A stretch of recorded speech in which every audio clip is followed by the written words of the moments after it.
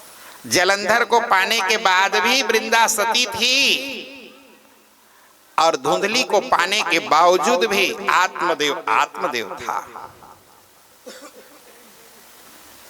संसार में मेरे भाई बहनों, अपनी कर्तव्य से कभी हम विमुख न हो। परमात्मा ने जैसे हमको संगति दी है, जैसा हम यहाँ पर संसार में जब मिलते हैं ना, तो एक जन्मों की नहीं, कई जन्मों के अनुबंध का बंधन यहाँ ऋण उऋण होने के लिए संसार में आते हैं। लेकिन हम भागना चाहते हैं, ये आदमी है ठीक नहीं है भाई, गिटार में नहीं जाओ करती, हाँ कहने दो, जिसको जो कहना है कहलवा लो, इस संसार में आए हो तो। क्योंकि अगर बच के चले जाओगे ना तो फिर संसार में जन्म लेना पड़ेगा और ब्याज सहित। इसलिए संसार में बचाओ मत, जितना उरीण होना चाहते हो उरीण हो ही जाओ जीवन में। आत्मदेव मन में विचार करने लगा, मेरी पत्नी जो थी, मैं इतना बड़ा प्रकांड विद्वान हूं, लेकिन मेरी पत्नी नहाना तो दूर की बात, मंजन तक नहीं करती थी, सूत के उठे तहां चालू चे। एक बार भगवान के नाम ले दे, बोले महाराज पीड़ा होती है मेरे सिर में, भजन कीर्तन बंद करो। अब बताओ, जो आत्मदेव 24 घंटा भगवान के नाम में रस में डूबने वाला रसिक, आज पत्नी ऐसे मिल गई बेचारे महाराज को। अब कोई जरूरी नहीं है ना सब बरोबर लाइन वाला मिले, अक्सर करके बेलाइनहा वाला ज्यादा मिलता है। कोनो कोनो के भागशाली होते हैं जो बराबर लाइन वाले मिलते हैं।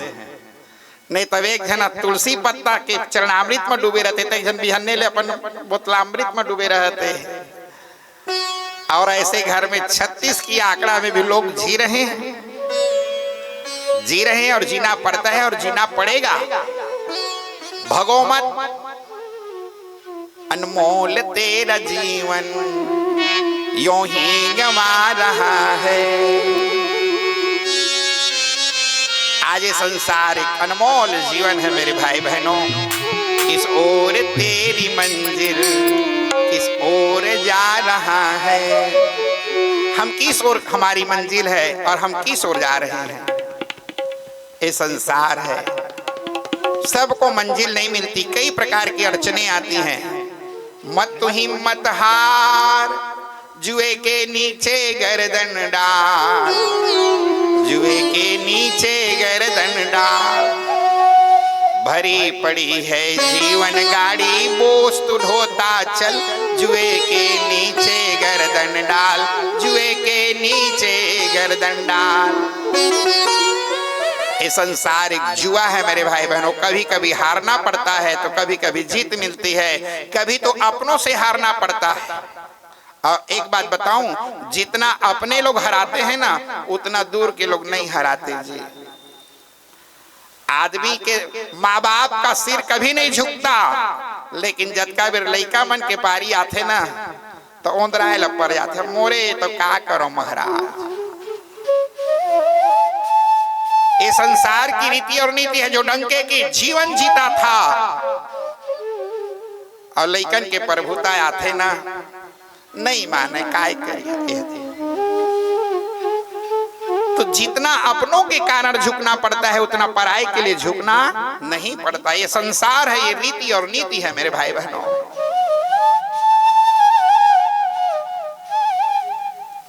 आज आत्मदेव बड़े व्यथित रहते थे एक चीज के लिए, पत्नी के स्वभाव के लिए नहीं, संतान के लिए। एक संतान हो जाए, लेकिन धुंधली बिल्कुल नहीं चाहती थी। धुंधली सोचती थी पेट बड़ा होगा, घर में आग लगेगी, गांव में भगेंगे, मेरा पेट बड़ा रहेगा, मैं दौड़ नहीं पाऊंगी, नाना मेरा कभी संतान ना हो।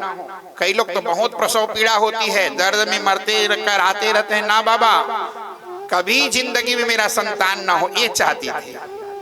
और आत्मदेव को केवल एक ही चीज रहता था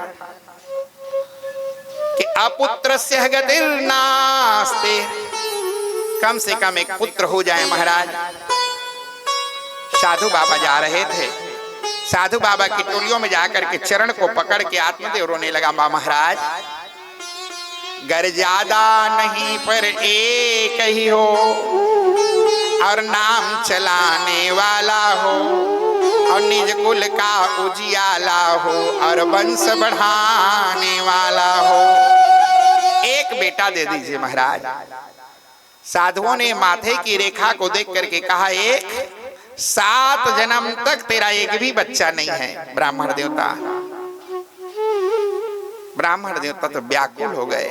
मैं 7 जन्म को नहीं जानता महाराज, मैं तो इसी जन्म को जानता हूं। आप मुझे इसी जन्म में एक संतान दे दीजिए महाराज, मुझे एक संतान दीजिए प्रभु। तो जिस काम को परमात्मा नहीं कर सकते, जिसको भगवंत नहीं कर सकते, उसको संत कर देते हैं मेरे भाई बहनों। संसार में भगवान बड़े नहीं है ना, भक्त बड़े भगवान नहीं। भगवान बड़ा नहीं है, बड़ा कौन है? भक्त बड़े भगवान नहीं। यह वेद पुराण कहा करते। भैया वेद और पुराण में लिखा हुआ है कि भगवान बड़े नहीं, भगवान का भक्त बड़ा होता है। भक्तों को परवाह कहाँ, उनकी प्रभु भार वहाँ करते। भक्तों को परवाह नहीं है, उनकी वहन तो स्वयं परमात्मा। योगक्षेमम वहाम्यहम, स्वयं भगवान योगक्षेम को वहन करते हैं। संतों ने झोली हाथ डाल करके देखा, एक फल मिला और कहा जाओ अपनी पत्नी को खिला देना। डॉक्टर जैसा बोले वैसा करो तब तो ठीक है। साधु बाबा ने कहा था जाके खिला देना। साधु आत्मदेव ने जाके अपनी पत्नी को कहा खा लेना।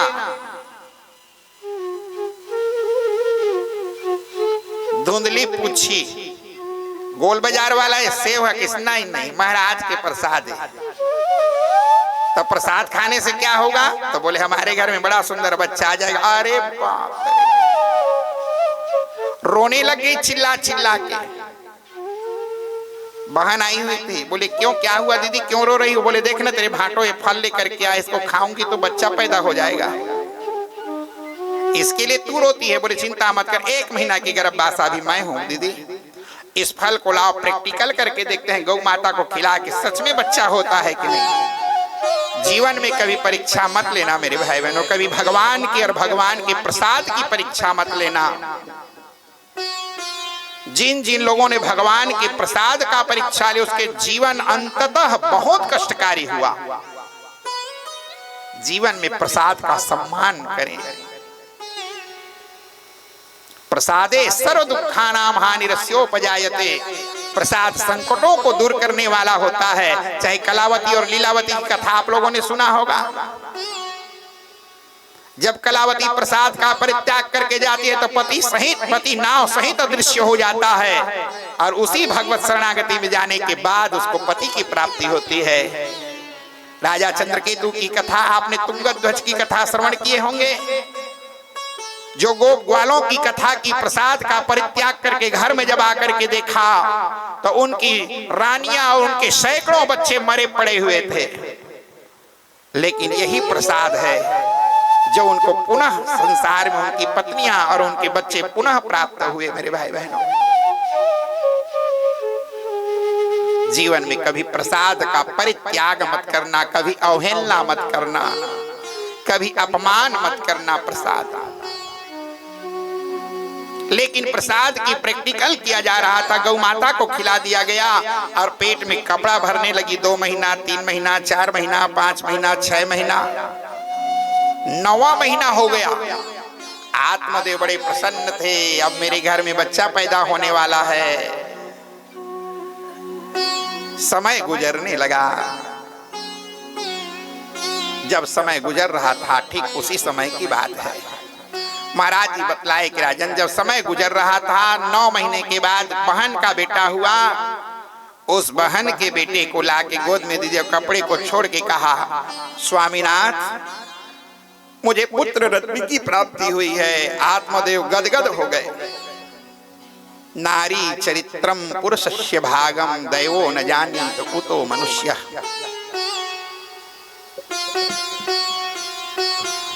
दैवो न जानी न कुतो मनुष्य आत्मदेव। आज महाराज जी बतलाए कि राजन उस बच्चा को अपना बच्चा समझने लगा। 3 महीना बाद गाय के गर्भ से भी बेटा हुआ और गाय का बेटा जब हुआ तो उसका भी पूरा संपूर्ण शरीर आदमी की तरह, लेकिन कान लंबा लंबा बड़े बड़े कान होने के कारण ब्राह्मणों ने आकर के उस बालक का नामकरण कर दिया। बोले गौकर्ण महाराज की जय हो। और महाराज का नाम धर दिया गया गौकर्ण। धुंधली ने कहा महाराज ये गौकर्ण गौकर्ण अच्छा नहीं लगता, मेरे बेटे का नाम स्पेशल रखना। पंडित जी लोग बोले कैसे मूर्ख की तरह बात करते, जो नक्षत्र में जैसा पैदा होता है, किस चरण में पैदा हुआ उसके अनुसार में नाम रखा जाता है। बोले ना ना ना ना मैं वो नहीं जानती, अरण चरण कुछ नहीं, मैं नक्षत्र पर कुछ नहीं जानती, मेरे बेटे का नाम बढ़िया नाम रखो। पंडितों ने कहा जा तेरा नाम धुंधली तो तेरे बेटे का नाम धुंधकारी महाखलह, तेरे बेटे का नाम धुंधकारी। खुश प्रसन्न हो गई, वाह मेरे नाम से मेरे बेटे का नाम हो गया। नाम को तो दिया जा सकता है मेरे भाई बहनों, स्वभाव को कैसे दोगे। मत भूल कि तू एक माँ है, तेरे गोद में है संतान, चाहे इसे शैतान बना दे चाहे बना दे भगवान। ओ माँ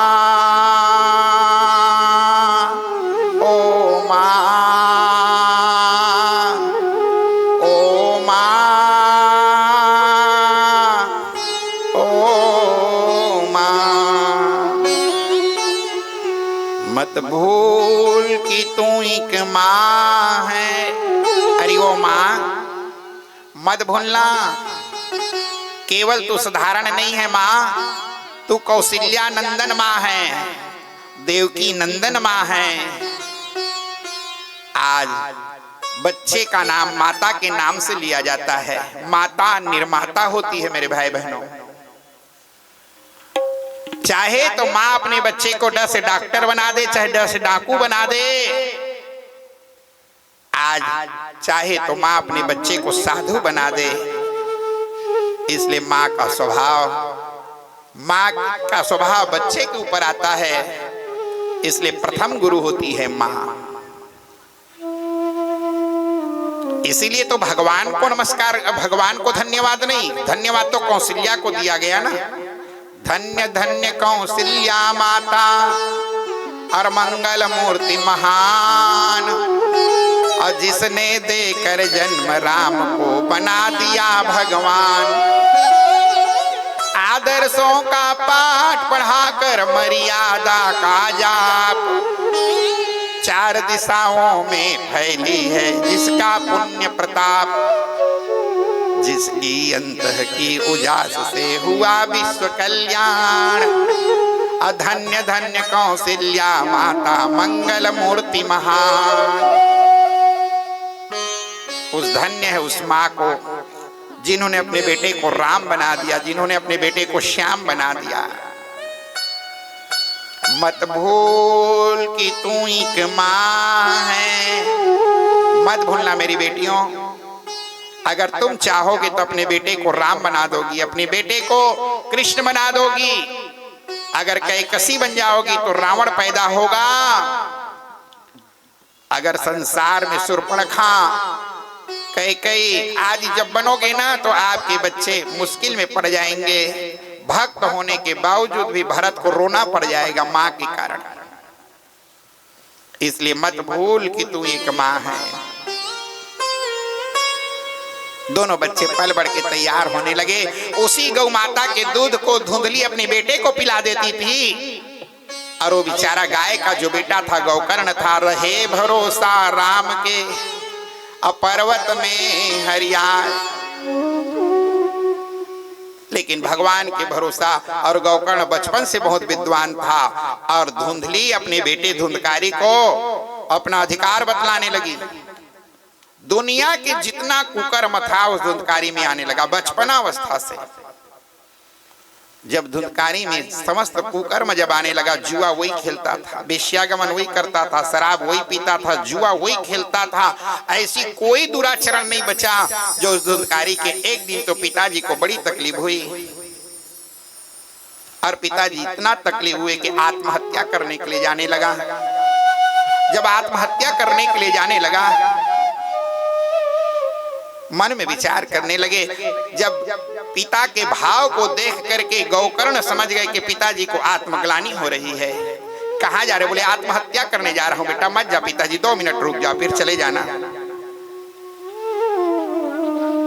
जब आत्महत्या करने वाला पिता की स्थिति को देख करके पुत्र ने आज उनको इतना सुंदर भागवत के मर्म को समझाया कि पिता डायरेक्ट सदगति को प्राप्त कर लिया। कभी कभी बेटा भी पिता को सदगति दे देता है मेरे भाई बहनों। कोई जरूरी नहीं है कि बेटा ही सत्मार्ग की ओर, पिता ही सत्मार्ग की ओर प्रेरित करे ना। कभी कभी पुत्र के द्वारा पिता को सदगति की प्राप्ति होती है, सत्मार्ग की प्राप्ति होती है। और पुत्र ने कहा पिताजी देहस्थिमांस रुधिरे मतिं त्यजत्वम्।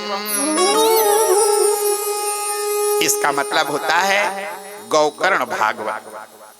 जो व्यक्ति इस गौकर्ण भागवत को अगर श्रवण करता है तो जीवन में कभी पितृदोष नहीं रहता मेरे भाई।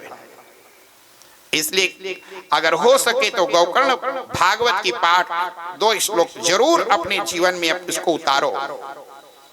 आइए वो गौकर्ण भागवत क्या है, जिसके श्रवण कर देने मात्र से संपूर्ण पितृदोष अपने आप समाप्त हो जाता है।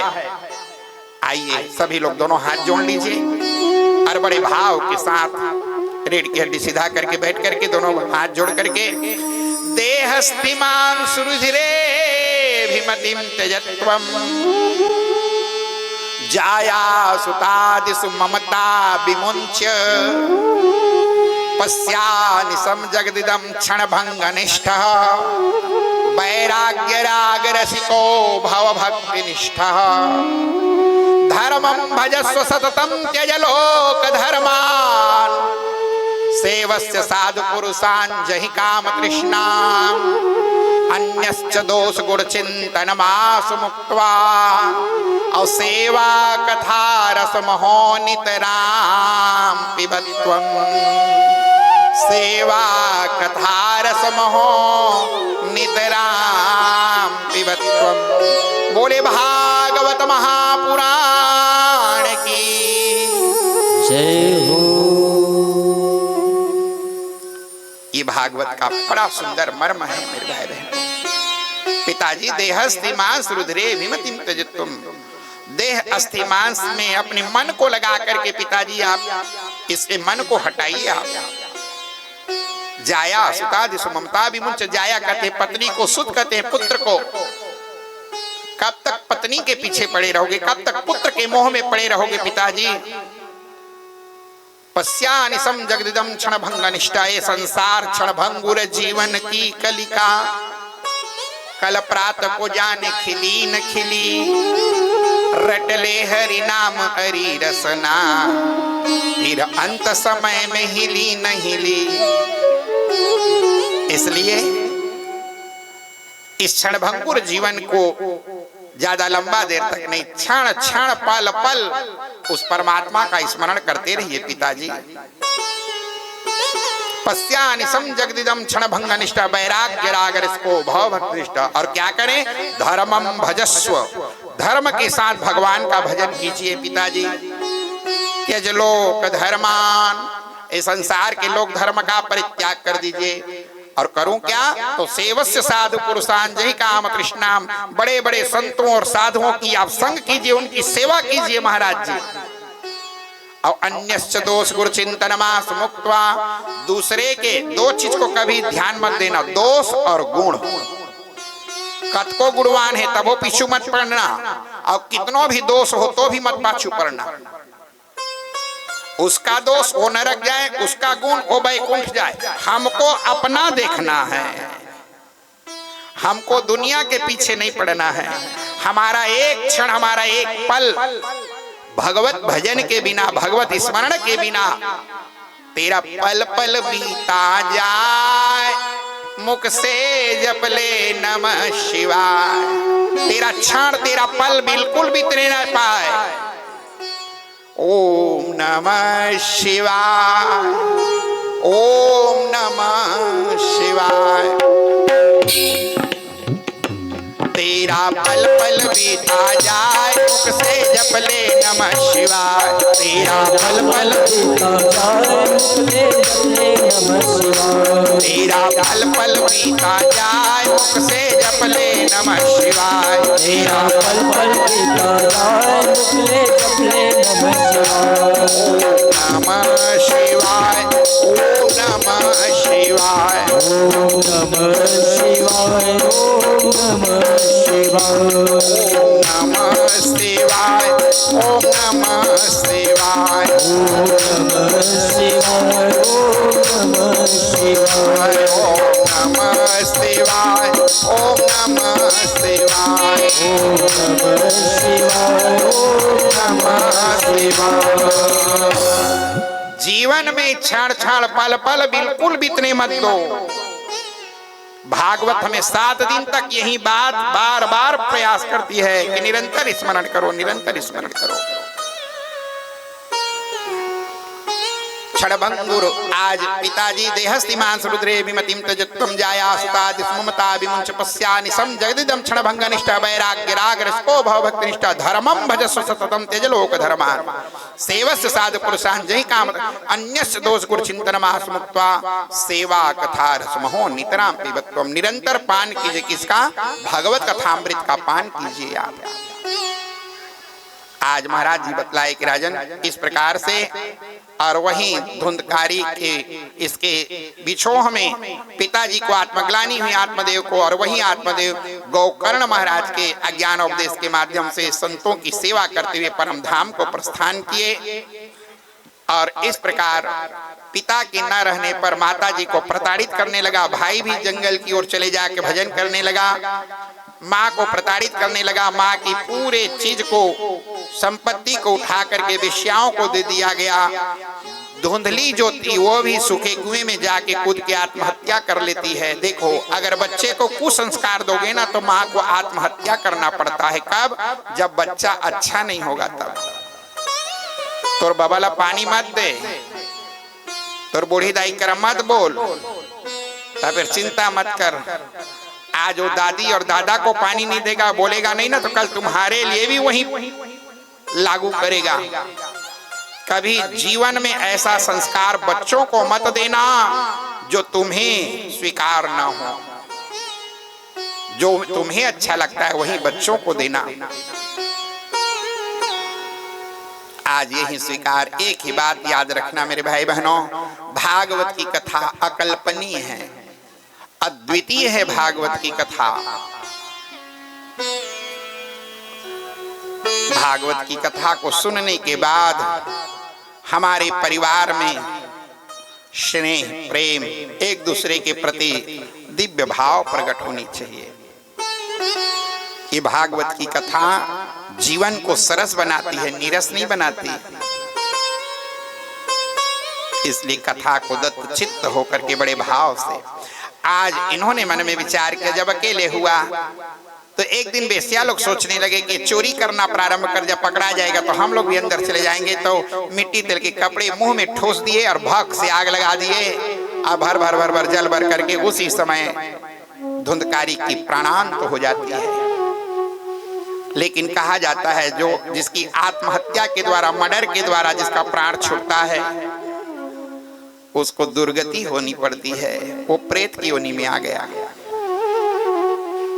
माता पिता भाई सबका उद्धार करने के लिए महाराज गौकर्ण, महाराज जी बतलाए कि राजन आज वो गौकर्ण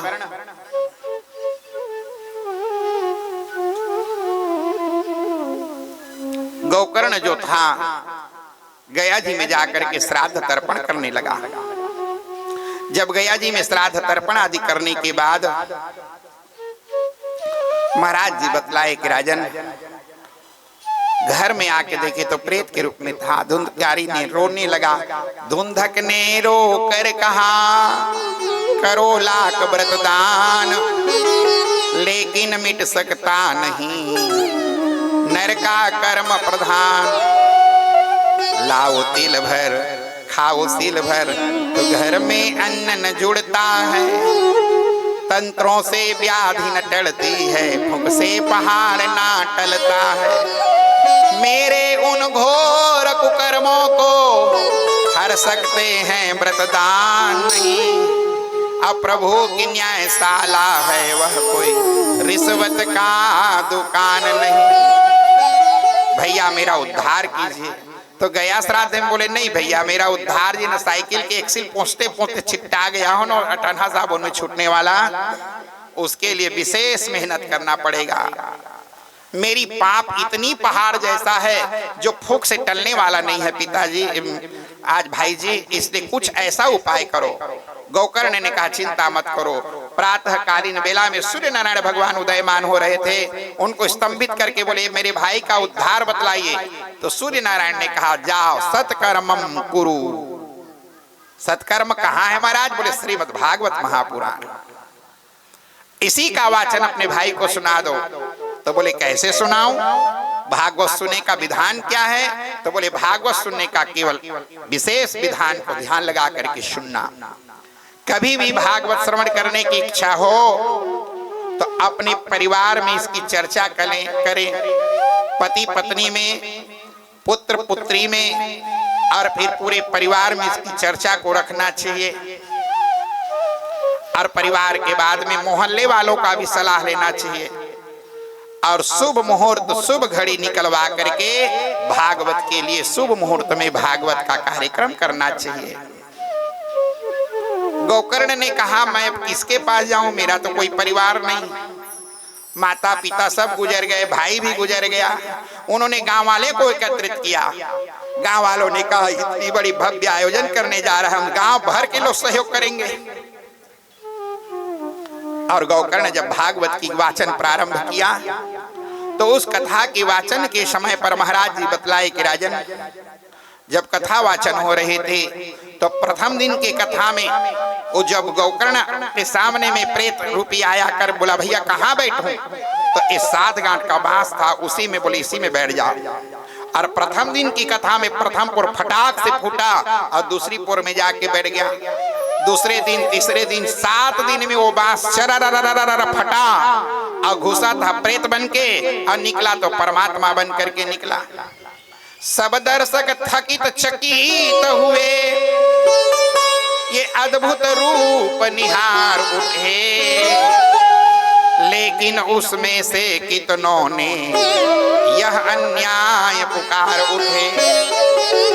हमने उसने ही एक साथ इस गाथामृत का पान किया, पर प्रभु ने हमको छोड़ दिया, उस पापी का निर्वाण किया। सब दर्शक थकित चकित हो जाते हैं, अद्भुत रूप निहार उठते हैं। कहने लगे कि महाराज आपने अपने भाई का उद्धार किया, हमारा उद्धार नहीं हुआ।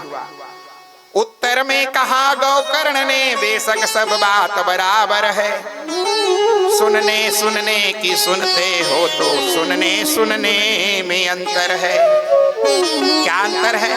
सब श्रोता रूप नहीं, कुछ सोते और सराहते हैं, इसलिए कथा सुनने पर भी फल नहीं एक सा होते हैं।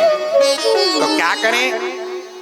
जितना जिसका ध्यान है भैया, संसार में जो कथा में जितना ध्यान लगा के कथा को सुनेगा, जितनी श्रद्धा के साथ कथा को सुनेगा, तो उसके जीवन में उतना ही कल्याण की प्राप्ति होगी।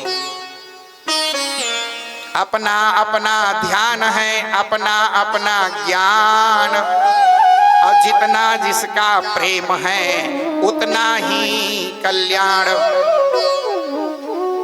गांव वालों ने पुनः कथा सुनी और सबके लिए भी मनाया और सब के सब परम मोक्ष गति को प्राप्त किए। बोलो भागवत महापुराण की जय हो। भागवत की कथा को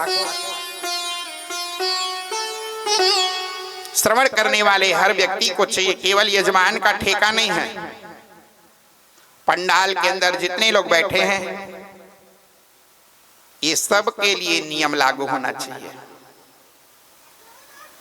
क्योंकि भागवत केवल एक व्यक्ति का नहीं है मेरे भाई बहनों। जो लाभ यजमान को प्राप्त होगा वही लाभ श्रोताओं को प्राप्त होगा, लेकिन कब? जो नियम भागवत में बतलाया गया वही नियम के साथ अगर हम लोग भी रहेंगे तो वही फल जब हमारे यजमान को प्राप्त होगा वही फल हम सभी श्रोताओं को भी प्राप्त होगा। तो इसका नियम और विधि विधान क्या है? बोला गया कि भागवत की कथा के श्रोताओं को चाहिए कि प्रातः कालीन बेला में शौचाचार की व्यवस्था को विशेष ध्यान देना चाहिए। 7 दिन तक के अपवित्रता पवित्रता को विशेष ध्यान देवें। कभी भी दीर्घ शंका आदि के लिए जाएं तो स्नान जरूर करें, लघु शंका जाएं तो कुल्ला करें, हाथ पैर को धो करके ऊपर में जल सिंचन करके ही पूजा के स्थान पर आवें। कभी भी मलमूत्र आदि का विसर्जन करने जाएं तो उसकी पवित्रता का विशेष ध्यान देवें। मिट्टी मल द्वार को, मिट्टी के द्वारा मूत्र द्वार को, और अगर मिट्टी के द्वारा ना हो सके तो जो हाथ साफ करते हैं उसी प्रकार से मल द्वार मूत्र द्वार की भी सफाई पूर्ण रूप से होनी चाहिए, पूर्ण पवित्रता होनी चाहिए। फिर इसके बाद में लघु शंका के बाद 4 कुल्ला परम आवश्यक है, दीर्घ शंका के बाद में 12 कुल्ला परम आवश्यक है।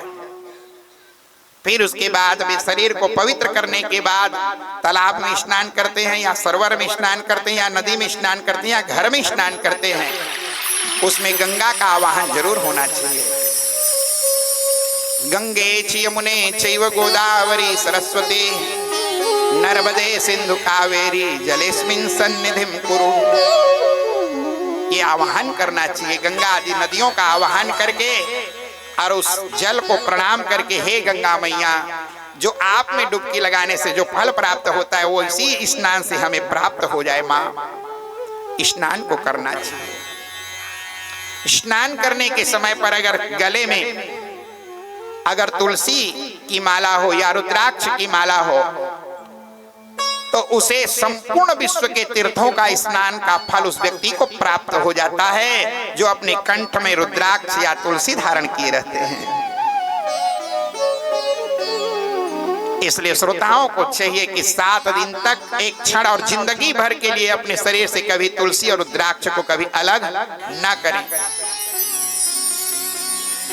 तुलसी रुद्राक्ष का भी नियम और परिपाटी बना हुआ। कई लोग कहते हैं महाराज हम लोग अंडा खाते हैं इसलिए तुलसी पहन लेते हैं, हम लोग रुद्राक्ष नहीं पहनते, क्योंकि उसमें ज्यादा नियम करना पड़ता है। उसमें मांस अंडा मदिरा आदि कोई चीज लेना नहीं पड़ता, इसमें तो थोड़ा बहुत। हाँ, जितनी महिमा रुद्राक्ष में है उतनी महिमा तुलसी में भी है। ये मत सोच लेना कि हम तुलसी पहन लेते हैं तो हमें अंडा खाने का अधिकार है। जितनी कड़ा नियम रुद्राक्ष में उतना ही कड़ा नियम तुलसी में भी है। तुलसी या रुद्राक्ष के धारण करने वाले व्यक्ति को चाहिए। कई लोग तो कहते हैं पंडित जी शाकाहारी समझ में नहीं आता, वो सबसे दुराचारी है।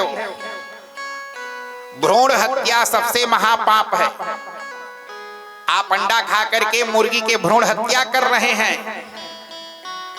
अरे उस मुर्गी के खाने से भी ज्यादा महापाप है उस अंडा को खाने पर। कभी जीवन में इनको धारण न करना।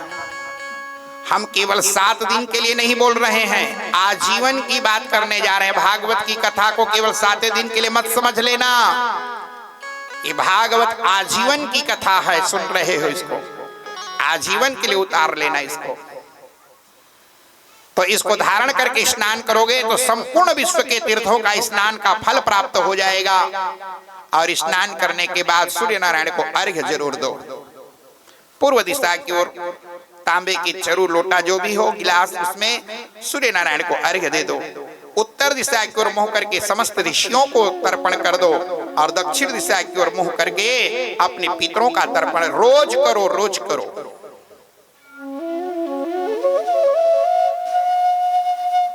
ये स्नान करने के बाद अपने घर में जो नित्य पूजा करते हो उस पूजन को नित्य करो। और जो जाप करते हो गुरु मंत्र का जाप, एक भी दिन गैप नहीं होना चाहिए। जो व्यक्ति अगर 16 दिन तक अगर गुरु मंत्र का जाप नहीं किया तो उसे दोबारा कान फुका लेना चाहिए, नहीं तो वह निगुरा की तरह हो जाता है उसका जीवन। इसलिए गुरु मंत्र का जप निरंतर हो, रोज होना चाहिए। अगर घर में आशौच लग जाए, किसी की सुतक लग जाए, मृतक सुतक हो चाहे जन्म की सुतक हो, दोनों सुतक बराबर होती है ना। ये मत समझ लेना कि हमारे घर बच्चा हुआ तो हम लोग छुआ नहीं। हमारे घर में जितना मृतक होती है उतने ही जन्म के समय भी उतना ही बड़ा सुतक होता है। एक में बस रोया गाया जाता है, एक में खुशी मनाया जाता है, अंतर इतना ही है। छुआ में अंतर नहीं है ना, ध्यान देना। आज हमारा पूरा जीवन जो है पितृदोष से ग्रसित होते जा रहे, इसका मूलभूत कारण है कि हम लोग अर्धदैहिक कर्म को लुप्त करते जा रहे हैं। 90 साल के बाबा मरे रहते, लेकिन क्रिया को हम इतना निम्न कर देते हैं। और तब जब से ये कोरोना है तब ले तो आउ छूट मिल गए लोगों को। जीवन में कभी जिस पिता की संपत्ति पर हम बैठे हैं उस पिता के अर्धदैहिक कर्म को कभी कम मत करना। जीवतो वाक्य करना, तो जीते जी माता पिता को मीठी वाणी देवें। और क्षया है भूरी भोजनात्, और क्षय होने के बाद में अपने परिवार वालों को, ब्राह्मणों को, अतिथियों को पेट भर भोजन कराओ। और गयायाम पिंडदानंच, और गया जी में जाकर के अपने पितरों के उद्धार के लिए पिंडदान जरूर करो, जरूर करो। त्रिवे पुत्रस्य पुत्रता है, 3 कर्म करने वाले को पुत्र की प्राप्ति, पुत्रता की प्राप्ति होती है। जो जीवन में 3 कर्म नहीं किया वो पुत्र होने के बावजूद भी कुछ नहीं है। अगर जीवन में हम पुत्र बनना चाहते तो इस 3 कर्म को जरूर करें। तर्पण पूजन जरूर करें। फिर इसके बाद में पूजन पाठ जप करने के बाद नित्य प्रति यहाँ पर 8 बजे से लेकर के 10 बजे तक हमारे आचार्य गणों के द्वारा यहाँ पर पूजन का कार्यक्रम होगा। तुलसी पूजन आदि का कार्यक्रम होगा। अभिषेक का कार्यक्रम होगा, जो नारायण कवच के द्वारा अभिषेक होगी। उस जल को अपने घर में ले जाकर के जरूर सिंचन करना, उस जल का पान करना, चरणामृत का पान करना, क्योंकि वो जल साधारण नहीं, साक्षात भगवान नारायण के द्वारा अभिषिक्त किया हुआ। त्वम यातु धानः प्रवथ प्रेत पिशाच विप्रग्रह घोर दृष्टिन दरिद्र विद्रावय कृष्ण पूरितो भीमस्वनोरे हृदयानि कंपयन। जो बड़े बड़े प्रेत भूत आदि को दूर करने की क्षमता उस जल में है। उस जल का पान करना, उस परिक्रमा को जरूर लगाना। जो तुलसी परिक्रमा लगावे अब बसी बैकुंठ परम पद पावे। परिक्रमा जरूर लगाना। फिर समय के अनुसार में कथा पंडाल में व्यास जी के आने के पहले आप लोगों का आगमन हो जाए, और जब कथा चालू हो तब कथा के समय पर विशेष रूप से ध्यान देंगे। हमारे छोटा समय होने के कारण कथा का समय को हम 2 बजे हमारे वादक लोग और 2:30 बजे हम लोग, और कथा चूंकि ठंडी का समय है इसलिए ज्यादा देर ना करते हुए 6 साढ़े 6 बजे तक की कथा को आरती को ले जाएंगे, ताकि सबको अपने समय के अनुसार पर प्रसादी ग्रहण करते बने और घर में समय के अनुसार पहुंचते बने।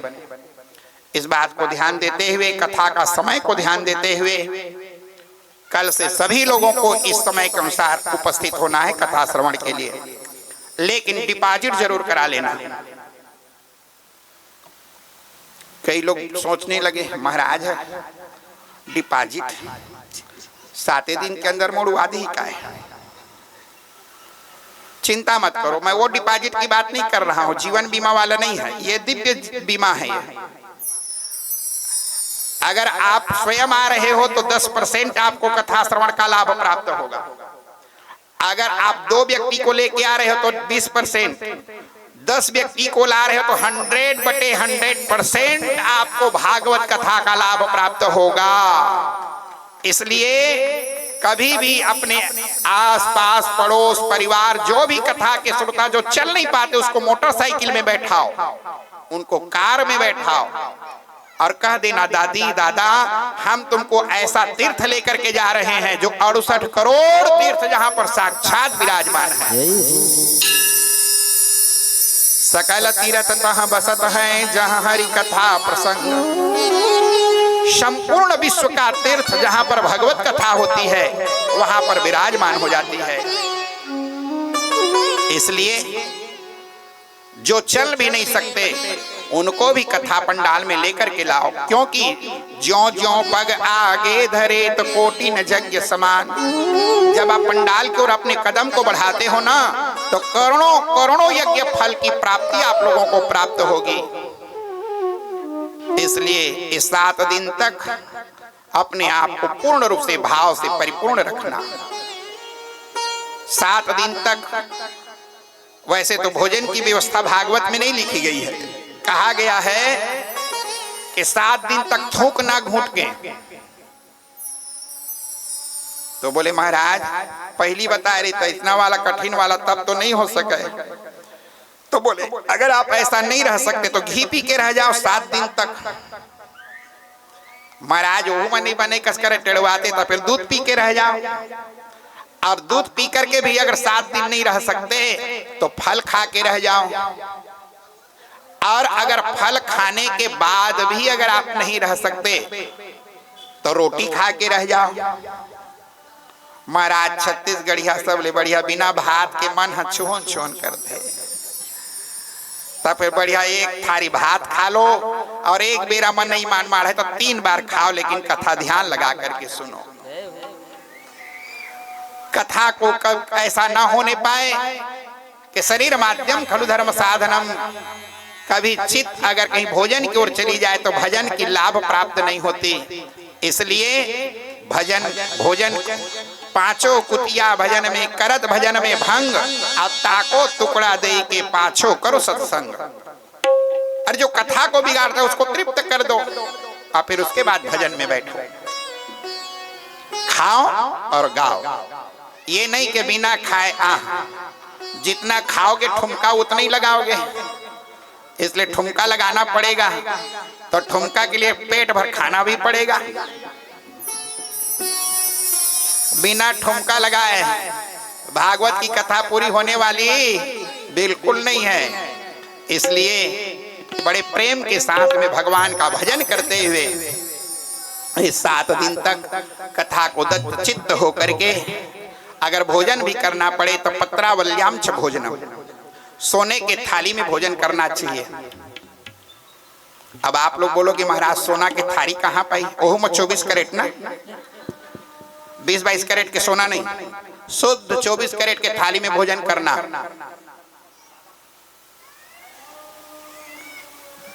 अब सोना के थाली खाने का फल मिले तो केवल एक ही चीज है, वो है पलाश का पत्ता। परसा के पत्ता में जो खाने से सोने की थाली में जो फल मिलता है वही फल आपको पलाश के पत्ते में खाने से वो फल मिलेगा। अगर आप सोने के थाली में नहीं खा सकते तो चांदी के थाली में खाओ। अब चांदी के थाली मिले कहाँ? तो चांदी की सबसे बढ़िया थाली है या तो पुरैन का पान हो या केले का पत्ता हो। तो जो चांदी के पात्र में भोजन करने से जो फल मिलता है वही फल आपको केले के पत्ता या पुरैन के पत्ता में वही फल प्राप्त होगा। इसीलिए भागवत में स्पष्ट लिखा है पत्रावल्याम च भोजनम। ये मत करिया कि आज बढ़िया कसहा थारी का निकाल दे, पत्तल में भोजन करो। हो सके तो जमीन में शयन करो, और अगर जमीन में शयन नहीं कर सकते तो बाद वाली खाट में मत सोना, पलंग में सो सकते हो, आप बाजवट में सो सकते हो जिसमें बाद लगा हुआ, ऐसे खाट का उपयोग मत करना। फिर इस प्रकार से ब्रह्मचर्य व्रत का पालन करते हुए अधिक भोजन भी ना करें और न्यून भोजन भी ना करें। अधिक भोजन करोगे तो आलस आएगी, और कम भोजन करोगे तो शरीर सुस्त रहेगी, इसलिए कथा में चिंतन नहीं आ पाएगी। इसलिए ऐसा भोजन करें, गरिष्ठ भोजन न करें। 7 दिन तक के ऐसा भोजन न हो जिस भोजन में वैसे तो कहा गया है मांस मटन मदिरा की ओर ताके तक न हो सके तो भगवान को जो भोग लगा रहे हैं उस भोग को बिना लहसुन प्याज के भगवान के लिए भोग का निर्माण करें और 7 दिन तक के उसी शुद्ध आहार की सात्विक भोजन की व्यवस्था करके उसी का प्रसाद प्राप्त करें। इस नियम के साथ जो कथा को जितने पंडाल के अंदर श्रोता आते हैं सब अगर इस विधि विधान का पालन करता है तो उसको वही फल मिलेगा जो जजमान को फल प्राप्त होता है। ये कथा केवल गोस्वामी परिवार का नहीं है मेरे भाई बहनों, ये केवल भारती नगर का कथा नहीं है ना, ध्यान देना, ये बिलासपुर नगर की कथा नहीं, ये केवल छत्तीसगढ़ की कथा नहीं, ये कथा केवल भारत की कथा नहीं, ये भारत, ये दिव्य दिव्य संतों का आगमन आपकी कथा में रोज एक से बढ़कर के एक कथा आप लोगों को श्रवण फल प्राप्त होगा। आप सभी लोगों को जो महिमा की कथा को सुनता है उसी को भागवत कथा का श्रवण का फल प्राप्त होता है। इसलिए आप लोगों ने, सभी लोगों ने बड़े भाव से भागवत की महिमा की कथा को आप सभी लोगों ने श्रवण किया और यही महिमा हमारे जीवन के लिए उत्कर्ष की ओर लेकर के, मोक्ष मार्ग की ओर लेकर के हमको प्रस्थान करें और इह लोक में सुख और परलोक में मोक्ष की प्राप्ति हो। बोले भागवत महापुराण की। बहुत सुंदर तटस्थ होकर के आप सभी लोगों ने कथा का रस स्वादन किया। समय हो चुकी है, आरती प्रज्वलित करेंगे और सभी लोग आरती लेकर प्रसाद ग्रहण करके ही प्रस्थान करेंगे। बोलो बांके बिहारी लाल की। प्रज्वलित कर लेंगे आरती। आज मंगलवार है,